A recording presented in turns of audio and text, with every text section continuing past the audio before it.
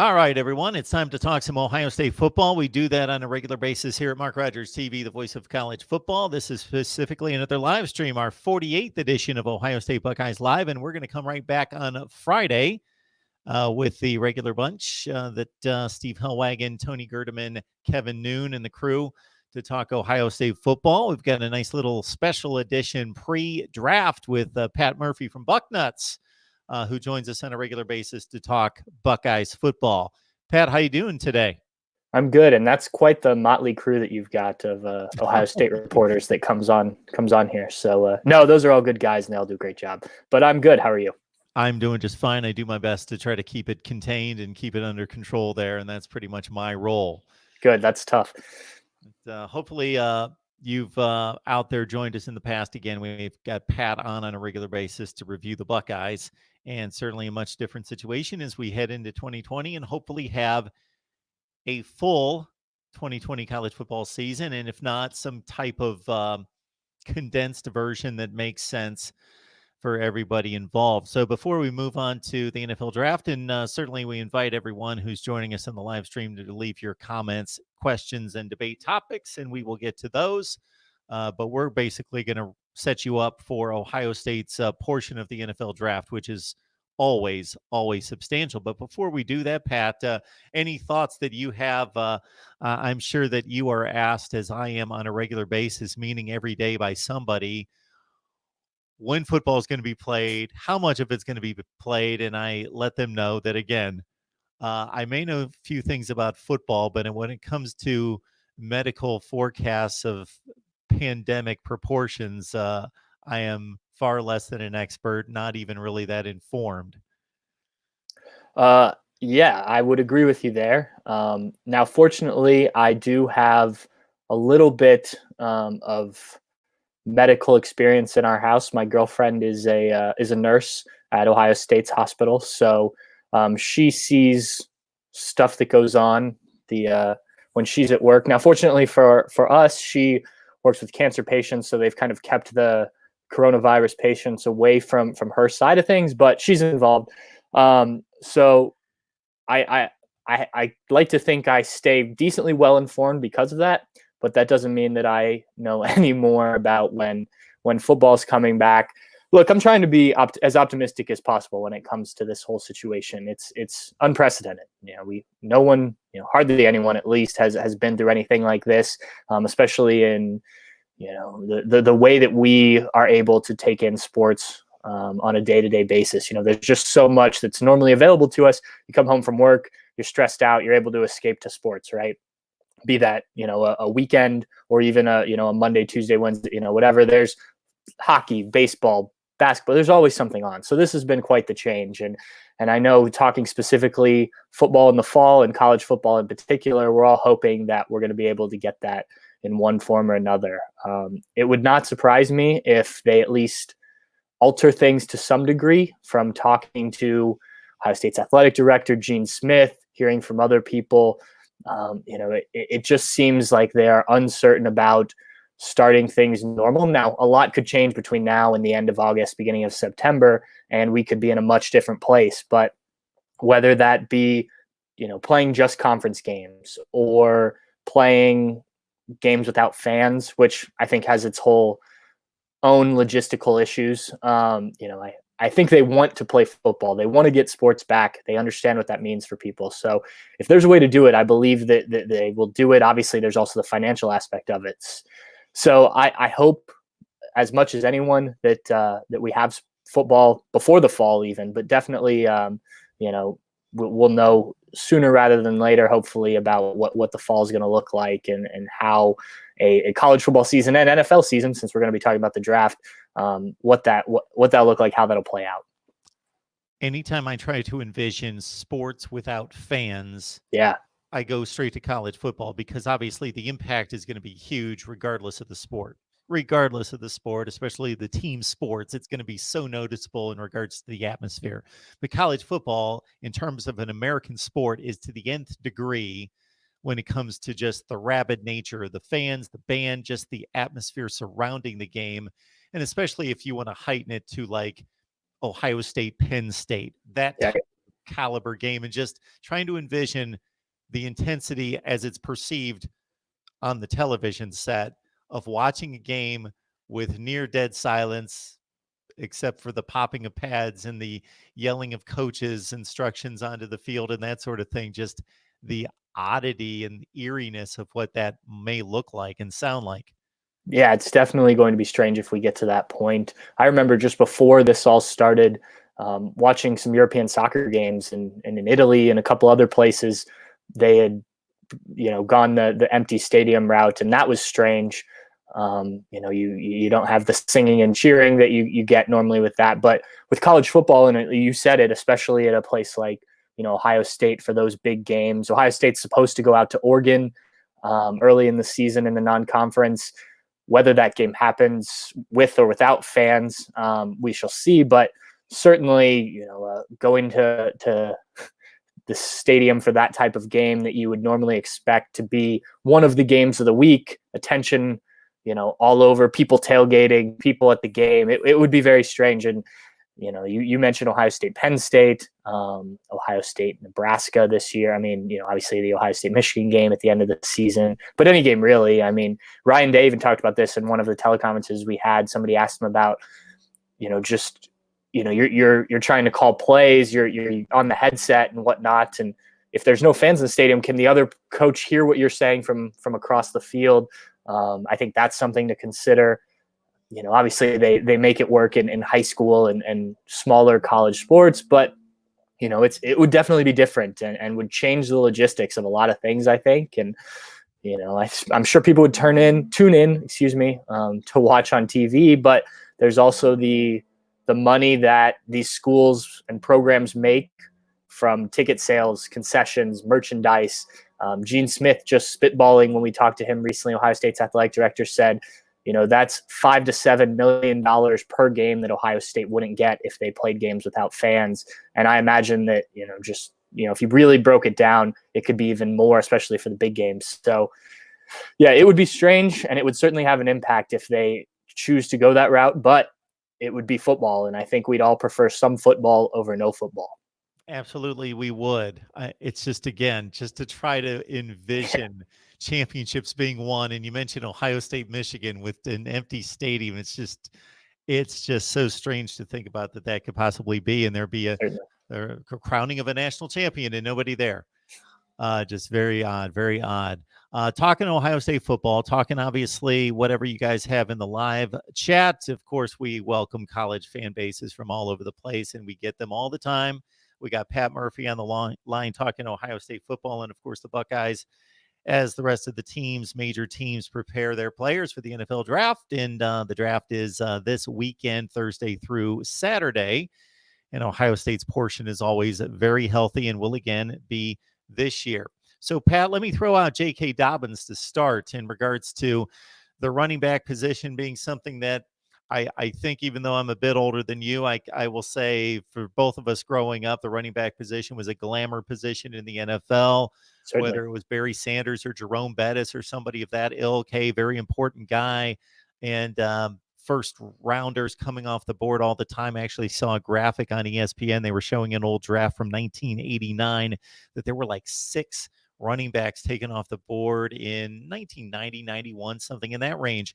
Then about 6, 7, 8 years ago, with the proliferation of the passing game and maybe a lot of examples, the Denver Broncos coming to mind of them just plugging in anybody every year, a different guy, and coming up with 1,500-yard backs that, maybe these guys are kind of expendable. And a lot of them, the best ones, get beat up in college anyway. And so then it took a downturn.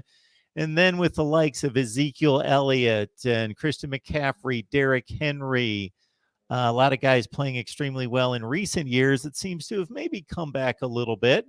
And now we got J.K. Dobbins in what's a pretty crowded elite running back class. So what are your thoughts about J.K.'s status? I think it'll be interesting to see where J.K. lands. I think he showed last year that his game had another level, rushing for over 2,000 yards. The first Ohio State running back to do that, which says something given the lineage of Ohio State running backs.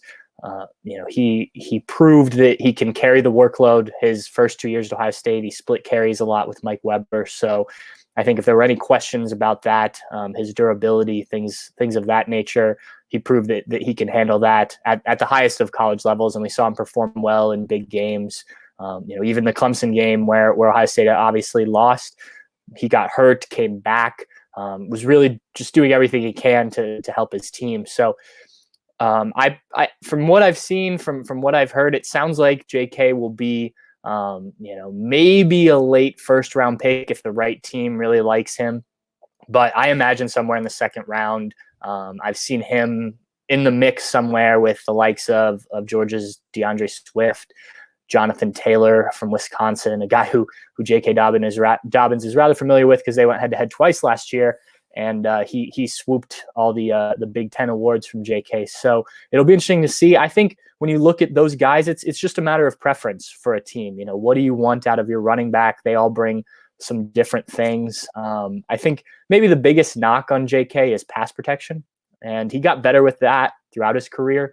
But by not by any means is he a perfect pass protector, but it's something he certainly worked on.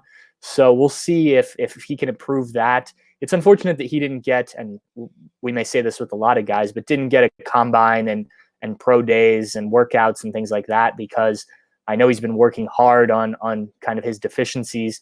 So the chance to show that you can make a statement to a team or get a team to really like you. One team I know that's been mentioned a lot when it comes to JK is the Miami Dolphins, who have a number of picks. Maybe they take him towards the end of the first round. Maybe they wait to the second round. We'll see. Obviously, it depends on what other teams do. But I think JK is going to be a good running back in the NFL. I don't know if he will ever reach the level of an Ezekiel Elliott or a Christian McCaffrey, guys you just mentioned. I'm not sure he has that in him, but certainly a guy who can spend a handful of years in the league and make a team pretty happy. I think you can rely on him to be your number one back, and he can produce at a high level. Mark Rogers TV, the voice of college football, breaking down the game we love each and every day. We've got an Ohio State live stream prior to the NFL draft right here with Pat Murphy from Bucknuts. Join him and the rest of the staff there. We will be back on Friday at 1 o'clock Eastern time with more Ohio State live talk, as well as NFL draft related live streams both Thursday and Friday. So this is one of the big reasons why you subscribe to the channel. You get the notifications because we're constantly scheduling and rescheduling and need to get those out day to day. So if you get the bell for the notifications, you know when we're coming on live. Rick DeSantis, thanks. It's good to see you in the live stream. And Pat, by the way, here is our Michigan guy, Pinero 5 Piro. He is a faithful attender and participant in the live chat for Ohio State football every week, every time, despite his allegiance to the maize and blue. So you got to do what you got to do. We all love college football, and at this point, especially, take all the college football talk you can get. Absolutely. So J.K. Dobbins, pretty prominent in regards to the scouts' evaluations of him. The other skill position players for this team, whether it be Benjamin Victor, Austin Mack, KJ Hill, probably the most prominent, I would think, out of the wide receivers in regards to draft status, certainly in terms of productivity in college, the receptions leader in the history of the school, but not a real high-end guy from the wide receiver core. Yeah, I don't see Ohio State having that type of player quite yet. They've recruited the wide receivers very well. Brian Hartline's done a good job to develop them. Obviously, they've had Paris Campbell, Terry McLaurin drafted pretty high in the past. So this year, KJ Hill is the guy who I think could go somewhere on the second day, probably set the Ohio State all-time reception record. And if he lands in the right situation, slot receiver, I think he could have a really productive NFL career. I think the go-to thought is the New England Patriots when you think of those slot receivers and major production, but obviously they've undergone some changes this offseason with Tom Brady leaving and whatnot. But a system like that utilizes a guy who maybe isn't the fastest, but runs very good routes, has very good hands. I think that's the biggest thing with KJ Hill is his hands and his ability to if the ball's in his vicinity, he almost always catches it. So that's something that NFL scouts will certainly like to see. And I think he's probably a day 2 pick. Austin Mack, Benjamin Victor, both guys who came in very highly recruited, but never really put it all together for Ohio State for one reason or another. Austin Mack dealt with injuries. Benjamin Victor, just I think kind of a part of the system. They didn't really target him a ton, even though he's that big, tall, stereotypical kind of outside receiver. Both guys I think could have NFL careers, but I'm not sure either one is necessarily a number 1 wideout, and certainly won't be drafted like that. Both guys, though, are guys that worked hard. I think they improved throughout their Ohio State careers, and are willing to do things like special teams and stuff like that to work their way up. So those two are probably later round draft picks, and will have to prove themselves once they get on a team. But KJ Hill's probably the one that I see, hearing his name first, certainly, and having the most productive career of those 3 wideouts. The 4 starters lost along the offensive line a year ago. I haven't even looked at the offensive line. Truth be told, I basically skimmed through the positions, and maybe I'm the first person ever to forget the offensive line. Wink, wink.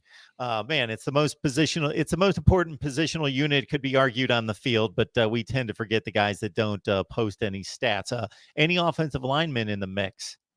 Yeah, certainly. Jonah Jackson, who, of course, transferred from Rutgers, was a grad transfer prior to last season, and he's a guy who, had he just decided to go pro after last season at Rutgers, he probably would have been drafted, probably a late round guy.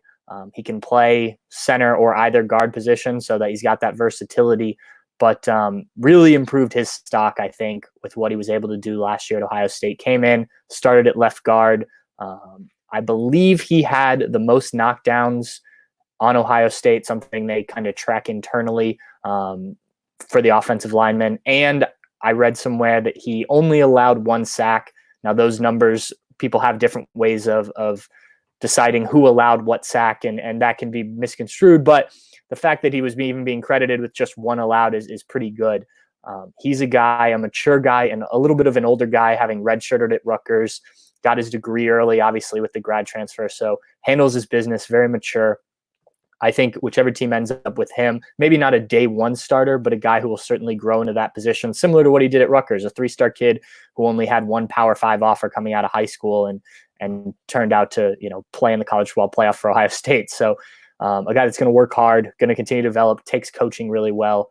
He's a guy I could see maybe in the 2nd round, depending on how things go higher up in terms of offensive linemen and where they get picked. But I've seen him anywhere from late 2nd round to 3rd, 4th round. And I think probably somewhere in that, the 3rd round makes a lot of sense for me if he's not off the board already by then. But when you get to those rounds, it just kind of depends what teams need and whatnot. But he's a guy I think that can make a team very happy. Like I said, he can play a variety of positions on the inside of the offensive line and is going to do it well. Good stuff from Pat Murphy. Please check him out on a regular basis on Bucknuts. It's the 247 Sports platform for Ohio State football. And please understand what we bring you each and every day here at Mark Rogers TV, the voice of college football. It's college football content. And if you check out the channel and want to get prepared for the NFL draft, we've been going nuts for about 2 weeks on this. And in particular, Rick Saratella from the NFL Draft Bible has joined us a number of times, and he's coming back for a live stream Thursday and Friday. We're still nailing down the times for those. That's why you subscribe and get the notifications. Let's go to defense. Davon Hamilton has made a late surge in regards to both his collegiate career and now how it's parlayed into the NFL draft. And speaking of our guy, Rick Saratella, he actually asked me about Davon Hamilton because he said, until I started doing my research and going to, he always goes to the pro days and so forth, but most of those canceled, but really starts to review the measurements and the NFL combine. He said he wasn't really on my radar, and suddenly he's like a top 5 to 7 player at his position.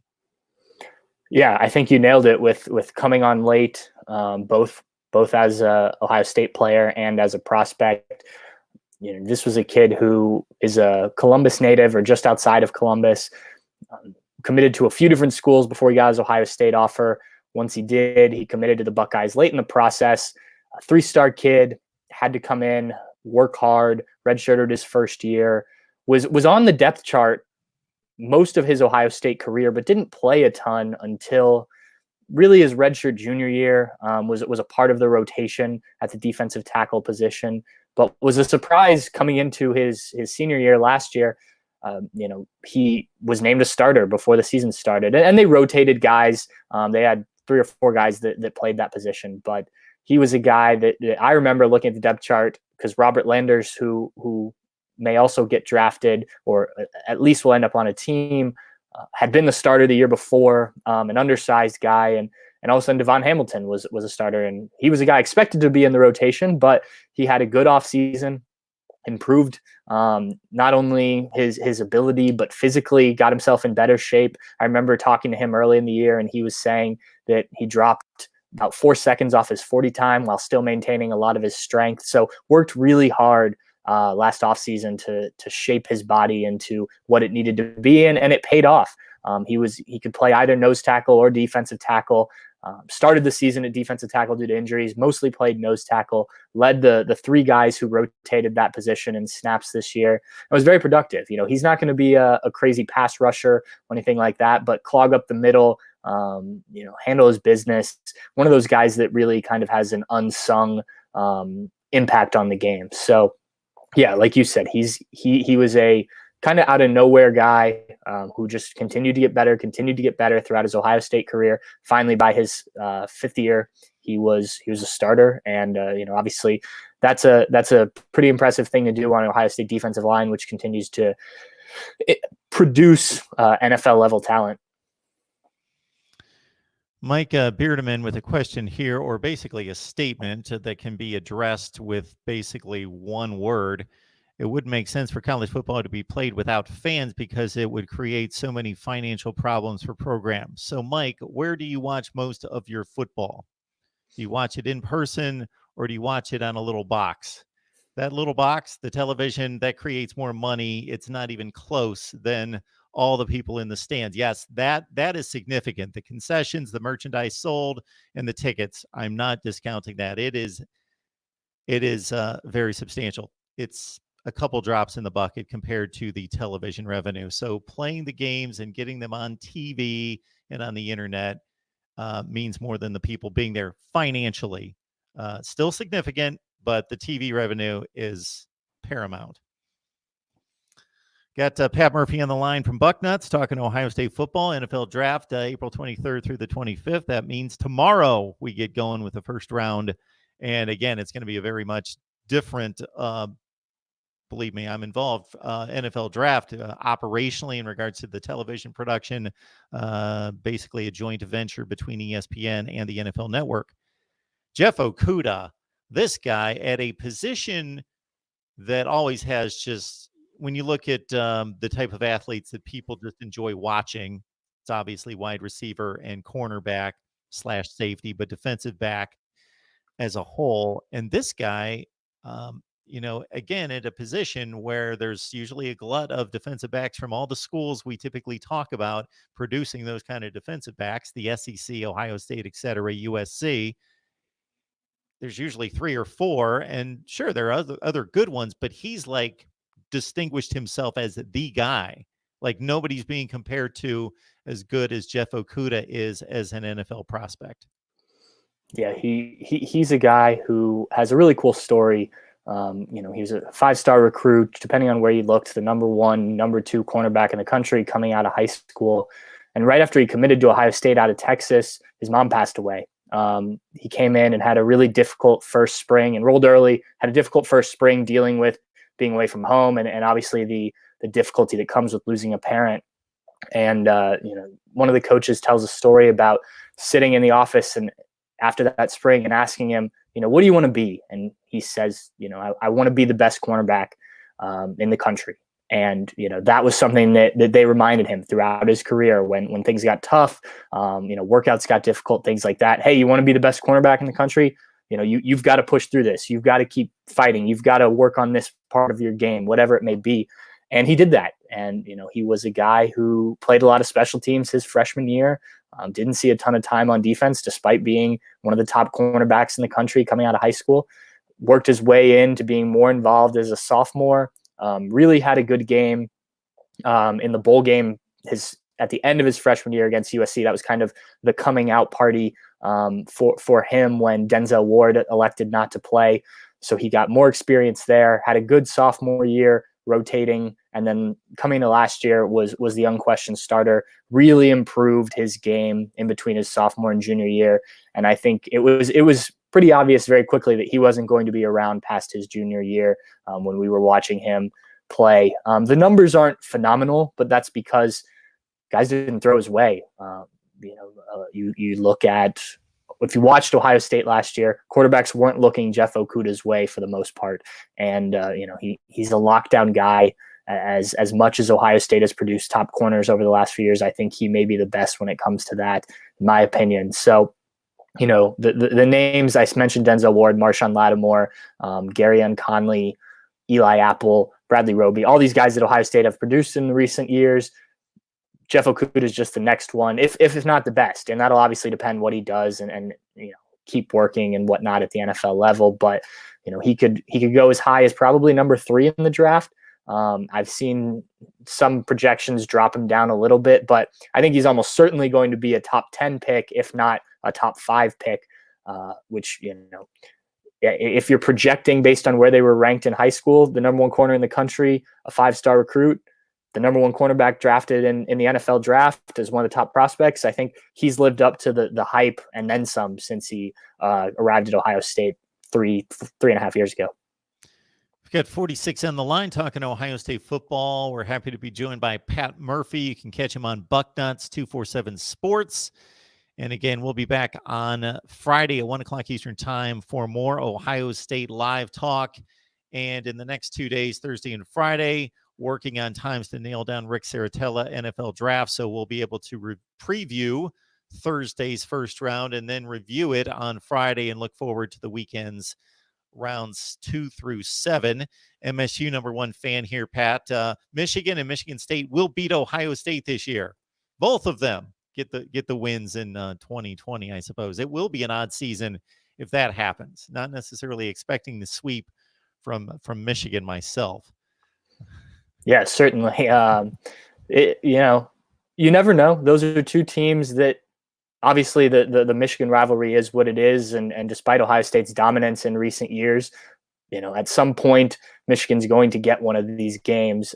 Michigan State's one that's going to be very interesting. Obviously, a change in coach, Mel Tucker coming in. I think they have a rebuilding process on their hands here for a little while, but they've obviously been a team that's contended with Ohio State here in the not so distant past. And there's a lot of pressure on Michigan this year to live up to what Jim Harbaugh is supposed to have done every season he's been in charge of that program. And obviously beating Ohio State is one of those things he's failed to do yet. So, that game will always be special, but for Ohio State and Michigan fans, but the pressure continues to ramp up. Obviously, Ryan Day got his first win in the series last year in Ann Arbor. So, he's already got one over on Jim Harbaugh. The game this year will be in Columbus. But, if Michigan continues to progress under Harbaugh, I think quarterback is a big position they need to get figured out. Shea Patterson was never the guy that they thought when he transferred in. I do believe at some point they'll do that. I do believe that it'll be good for the rivalry for there to be some back and forth. But, coming to the Horseshoe at the end of the season will certainly be tough, as it is every year. 2 years ago proved that when Michigan came in favorites and got stomped. So we'll see what happens. It's a long time before we get to those games. Yeah, when you mentioned that Michigan State is interesting, I consider them to be the wild card in the conference, not just for this season, but going forward, because I think we got used to Big Ten fans and national college football fans got used to Michigan State being good. And really, they're not good over time. What Mark D'Antonio did there for the first half of his tenure is pretty incredible.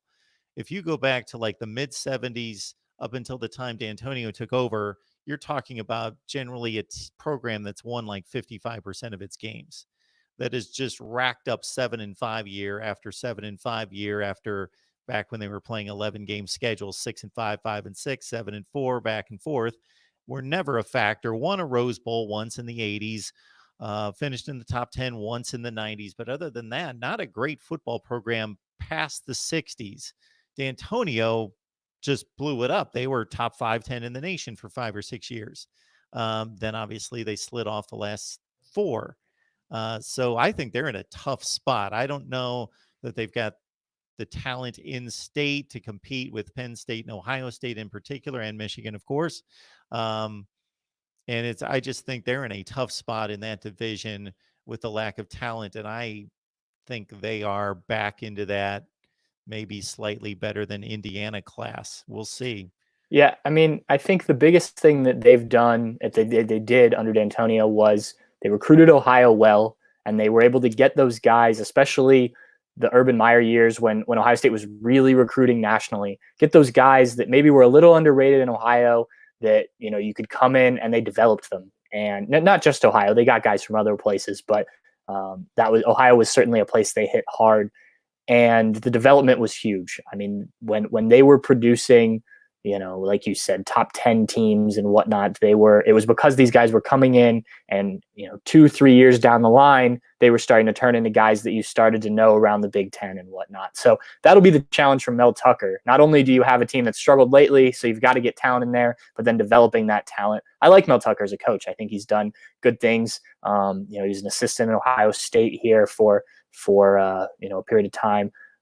You know, I think he's a bright guy. And, you know, I imagine we'll take that similar route of recruiting Ohio and trying to pick the guys that Ohio State, Michigan, Penn State maybe don't recruit and they see something in them. And obviously that's worked in the past. I mean, you know, you look at a guy like Le'Veon Bell and what he's gone on to do. That was a guy Ohio State didn't even really recruit very much. So, you know, went on to be one of the top running backs in the country and, you know, a very good running back in the NFL. So that's going to be the challenge for them. I do think it could be a couple years where they do struggle, but I think the Big Ten is better when you have that kind of competition. You know, with Penn State where it is, if Michigan can consistently be a thorn in the side and then, you know, even rise up to that national championship level, and Michigan State can get back up there, that's when the Big Ten, you know, especially the Big Ten East, is going to start to look like the SEC and the divisions we've seen down there. When consistently every year, you know, you're getting several good games, you know, teams are getting challenged, you know, the team that comes out of that division, out of the conference is a very good team. You know, we saw Michigan State go to the college football playoff and, you know, lay an egg, things like that. And that reflects negatively on the Big Ten. And then there's a perception that they can't handle that level. So you need teams besides Ohio State to represent on that national level. And Michigan State's one of those that's proven in the past they can do it, especially recently, as you mentioned. It just is going to take a while. I agree. Yeah, which leads me to this one. What program do you think is most capable of competing with Ohio State? Because there's a clear separation. So the other night on our Ohio State show, we were talking East and West. And the East has been better than the West. And many people think, why don't you blow it up and balance them out more?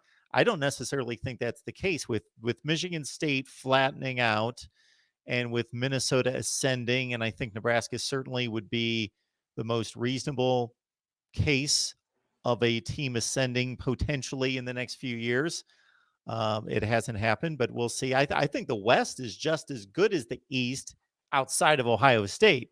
It's thick, it's deep with good teams, with good programs, not great, not elite. It's more of a separation of Ohio State and the rest of the conference.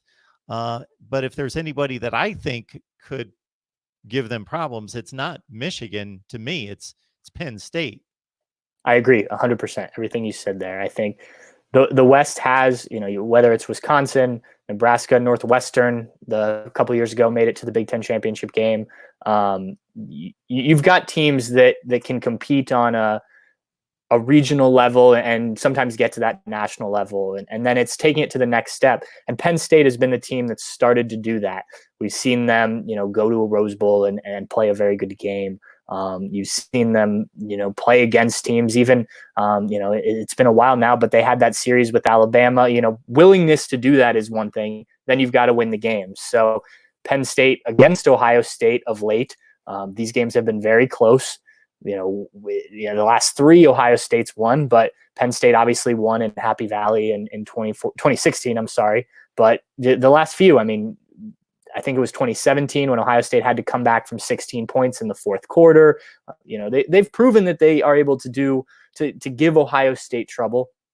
It's just then, the other games not slipping up, in a game you shouldn't, and then consistently winning Big Tens when they are able to beat Ohio State.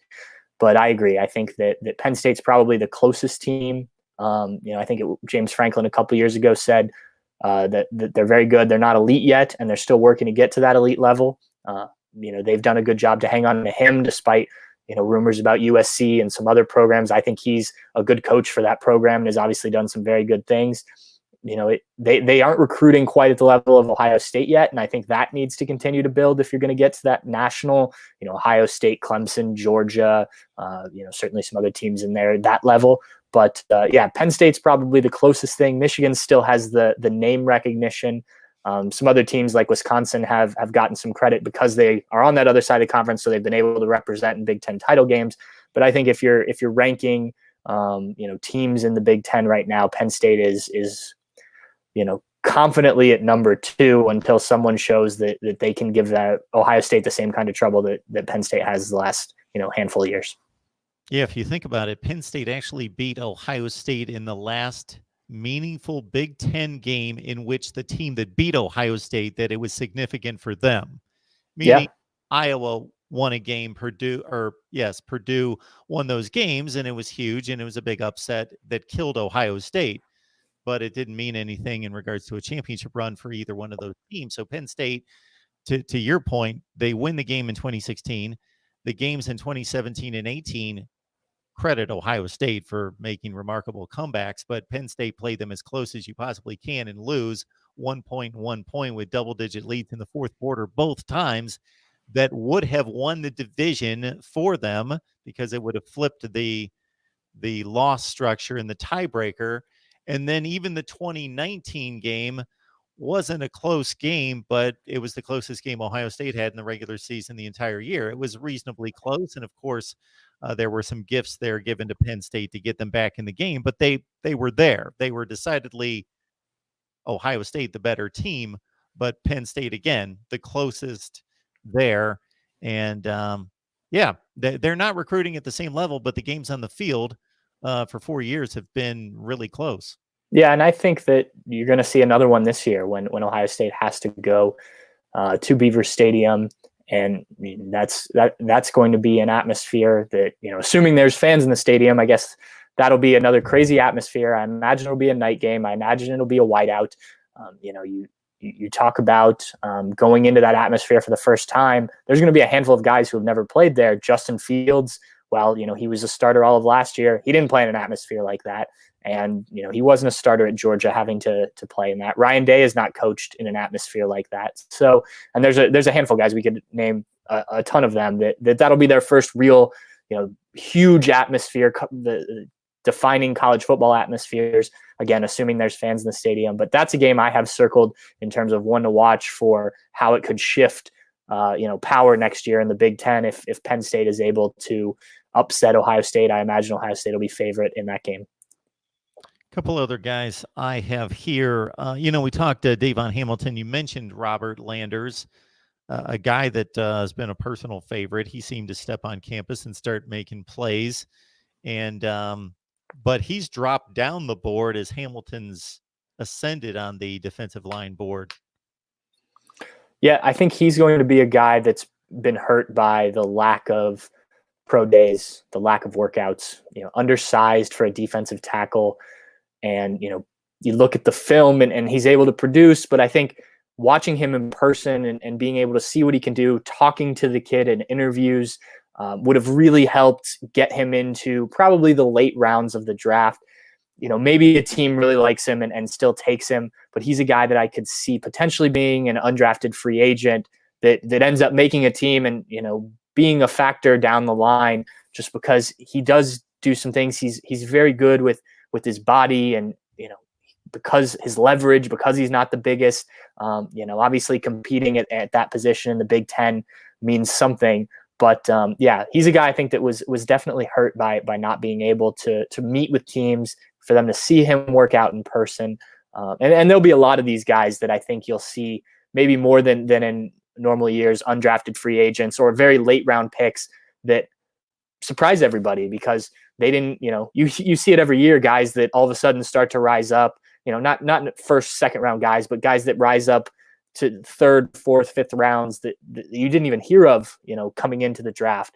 So, Landers might have been one of those guys, but I do think, he'll end up somewhere. And a lot of times those guys that get to pick their destination as undrafted free agents get to work themselves into a better situation. You're not drafted, and that's unfortunate, but it can work out better for you if you take a look at the teams that are interested, find a team that, hey, this is a coach I can work with, or, this is for whatever reason, a situation that I think will be good for me. And then because of that, you're able to flourish a little bit more than maybe if you get drafted in the sixth round by a team, just, hey, we need a third string defensive tackle. So that could be a benefit for him, but I do think an NFL team will be happy with what he gives them. He's a guy who, even if he's down your depth chart a little bit, is going to work hard, give you everything he's got in practice. So one way or the other, I think he's going to make an NFL team happy, be it in the draft or later on if signed as an undrafted free agent. BGPO Football Funk, regular contributor here, gets on the live chats. Appreciate the super chat contribution from DeAndre there. Little known statistic there. I'm going to have to dig that up and verify it. I think I'm going to have to do some hardy research to verify that one. I don't know that we've ever come across that one before. Clemson apparently 4-0 all time against Ohio State. That is true. I can very confirm. true. I've been at 3 of those games, so I can confirm that. And I think the fourth, or the first one, is probably one of the more infamous days in Ohio State history when Woody Hayes hauled off and clotheslined the Clemson player on an interception, and he was fired the next day. So Clemson and Ohio State have an interesting history, just because obviously starting with that Woody Hayes game, and then you go to the Orange Bowl. 2013, I think that was, when a real good game, but Braxton Miller gets hurt in that game, hurts his shoulder, which he's supposed to be okay, then gets hurt going into the next season right before it starts. 2014, JT Barrett has to start, so that starts JT Barrett's career, and obviously Ohio State went on to win the national championship with Cardale Jones that year, but just kind of an interesting history because of those 2 games. Then obviously the 2 most recent college football playoff games, Clemson obviously blew Ohio State out in 2016, and then this past year, the controversy surrounding the refereeing and whatnot. But all in all, a really good game between 2 really good teams. You can make arguments one way or the other about the refereeing, and I'll leave that to other people. But I think you saw Ohio State compete on that level, which the last time they were at the college football playoff, they obviously did not, at the hands of Clemson. So I think it's been an interesting series between these 2 teams, and it's strange to me that it's 4-0, because if you go back and look at some of these games, aside from the big blowout 31-0, if my memory serves, that these games have been fairly close, and it could have gone either way in at least a couple of them. So that's a series that we may see some more of before it's all said and done, and Ohio State's going to have its shot to beat Clemson, I imagine, again. Yeah, I checked out. I'm a little older than you, so I saw the Woody punch, not live in person, right, but on my TV screen. And what was a bit humorous at the time, because of the lack of camera angles, Keith Jackson was doing the game with Frank Broyles, I believe, and they actually left the broadcast, and it was kind of in question, what exactly happened down there, kind of thing. They had replays of it and so forth, but they didn't even want to point it out specifically. Just there was some kind of altercation. Charlie Ballman, the linebacker from Clemson, and Ohio State in field goal range, down 17-15, could have kicked a game-winning field goal, but threw one more pass and it got picked off, and there you go. Yep. Woody's disdain for the forward pass led to his downfall as well, but not before 5 national championships and all the other good things that he did, of course, at Ohio State. There's a play that comes to mind in the Orange Bowl against Clemson, was that Ohio State was up in that game by 9, 29-20, third quarter, and Philly Brown muffed a punt Yep. deep in his own end, and that led directly to a Clemson score, and it swung the game. And then that both quarterbacks threw interceptions late, so Clemson was salting the game away. Should have probably kept it on the ground, and Taj Boyd threw an interception to maybe CJ Barnett or That sounds right. Somebody, CJ Barnett, I believe. Yeah, and Von Bell, that was the game that he kind of emerged. It was the end of his freshman year, and he'd been pushing to play all season, but hadn't quite broken in at safety. I think he had 2 interceptions in that game. Just an interesting game, just the way it all played out, and then how it, I think elevated Clemson. And, you saw where Clemson, obviously with Deshaun Watson and whatnot, where they went from there under Dabo Swinney. And then obviously Ohio State, the injuries and how that all plays out. And, history will tell of the 3 quarterback season for the Buckeyes. And, I get questions all the time about, does Ohio State win a national championship if JT Barrett doesn't get hurt? And, can he beat an Alabama and an Oregon the same way Cardale Jones could with his size and ability to throw the ball downfield? So, it set both teams up for, national championships and obviously an interesting trajectory where they met twice at the highest level again. Things change rather quickly in all sports and even college football when you think about, okay, who was good 5 years ago, who was good 10 years ago, and so forth. But man, that elite has held firm here for 6-7 years now. Clemson, Alabama, Ohio State, and then on the periphery, Georgia, Oklahoma. So these 2 schools could run into each other a few more times here very soon. It would be no shock to anyone at all. Before we let you go, Pat, Damon Arnett, Jordan Fuller, I think you brushed upon them when I asked you about Jeff Okudah, but your thoughts about where they could land?